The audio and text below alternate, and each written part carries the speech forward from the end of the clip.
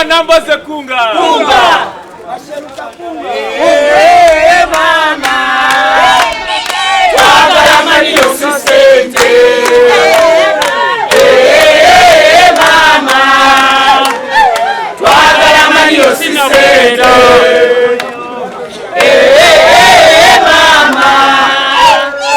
Twagala mani yosisente.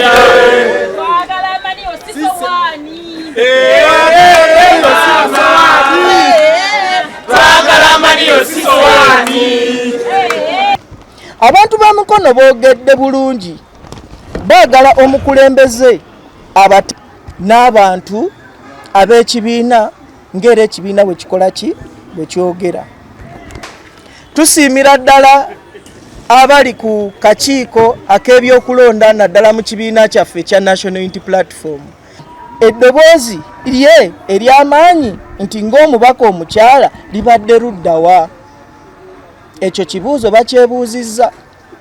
Boogedde ku bisaanizo bye baagala mu mubaka omukyala ng'abantu bonna ab'e Mukono bamukkiririzaamu, ng'abantu bonna ab'e Mukono ng'ebigendererwa byabwe bye baagala byagenda obbatuukiriza mu paalamenti, era nga mubaka agenda okubeera mu bantu, era nga basaba National Unity Platform ng'ekibiina okuvaayo ddala okulangirira omuntu oyo mu bwesimbu, ate nga mu mazima ne mu bwenkanya nga ne mu byenjigiriza bye woba obitunuulidde tebiriimu bya bulimba, nga byonna biyimirira ku mazima.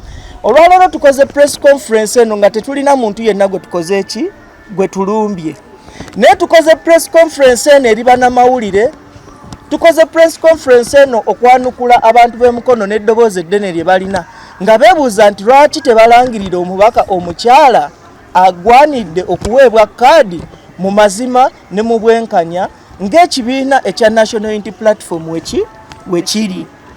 So weewaawo ne boogera ebigambo bingi nti baagala omuntu oyo agenda okutambulira mu bwesigwa mu bwesimbu ate era alina empisa ng'ekibiina bwe kikola ki bwe kyogera. Wammanga ano ne bagamba omubaka ali mu ntebe, obukulembeze bwe mu myaka 5 egiyise buleese ebibuuzo bingi ebitannaba kwanukulwa ne kaakati. Bagamba nti empapula ze ez'ebyokusoma si ntuufu. Bagamba nti empapula ze ez'ebyokusoma zirimu ebijingirire bingi, nga basaba ekibiina nga ekya National Unity Platform okwekenneenya empapula ezimu eza candidate oyo abadde mu ntebe era ng'akutte kaadi ya National Unity Platform okubanga zeekenneenyezebwa balabe oba ye muntu omutuufu agwanidde okuddizibwa kaadi.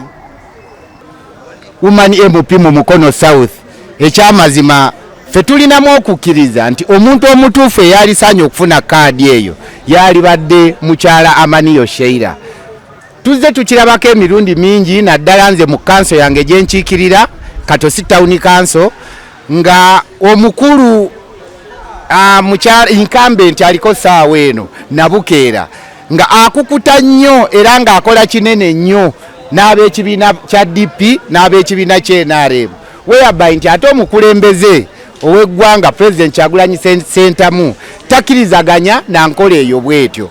So ffe tuzze wano nga tugamba nti akakiiko akatwala ku by'okugaba kaadi kabeere ka mazima na bwenkanya, wekubanga kugaba kaadi nga kusinziira ku ground ng'ebazze bakyogera ekyamazima ground eriko mukyala Amaniyo Sheila neyanziza nnyo neyanziza. Nze Konde aba NUP muluddewo ke mwawumuza mu kaadi eyo gigaba bulagigabira mu abadde batuufu nnyo. Omukyala Nabukeera tali ku saidi yaffe.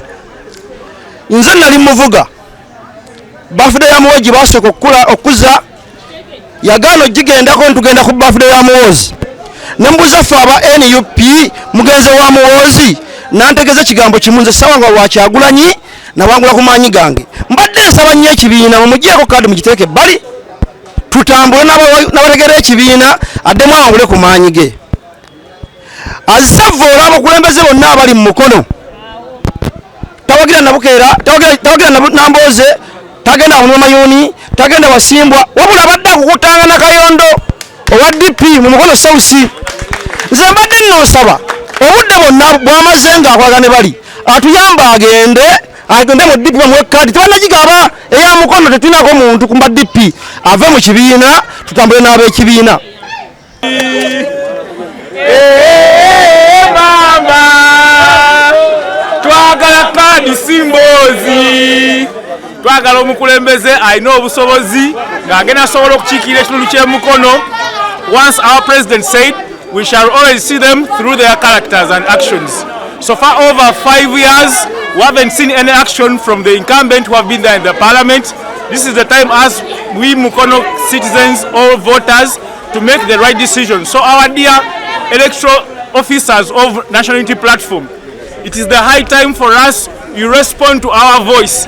This is the time you give us the right candidate who is going to represent us in the parliament and officially for the women at large. We call upon those responsible for the giving out or for the release of the women MP cards to respond to our voice. People power, our power, NUP everywhere. Tulina obulumi bungi okulaba nga paka kati tebannawa mukyala agenda tukiikirira ku district card, kubanga tulina okunyolwa emyaka 5 omukyala abaddewo ekyamazima tatukiikiridde nga ffe abakyala b'e Mukono, takiikiridde kibiina kyaffe. Ye mukyala gw'osanga mu ofiisi ye mu kifo ky'okuteekamu ekifaananyi kya pulezidenti waffe Kyagulanyi ng'ofiisi erimu kifaananyi kya mpuuga. Omukyala oyo ddala aba ayagala ekibiina, kitegeeza akkiririza na mu pulezidenti mulala mu kifo ky'okukkiririza mu waffe owa National Unity Platform eyamuwa kkaadi emyaka gino 5. N'olwekyo tusaba busabi abakyala b'e Mukono, akakiiko akatwala ebyokugaba kkaadi mu NUP batuyambe balangirire omuntu omutuufu era nga gwe tulaba asaanidde ye mukyala Amaniyo. Kulabako Yusuf, fe nze ndi mulonzi owa Mukono. Nze nina ekibuuzo kyenjagala mbuuzeeyo.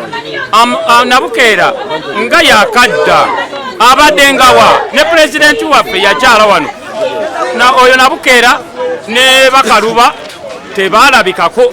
Fe abalonzi eno tulaba bo baali balagawa, saawa zino baagala kkaadi yebaleese era baddemu badduke baddeyo.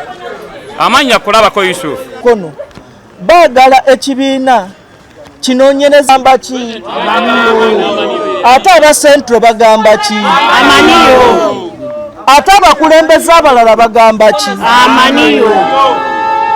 Kunga Kunga chasa kunga.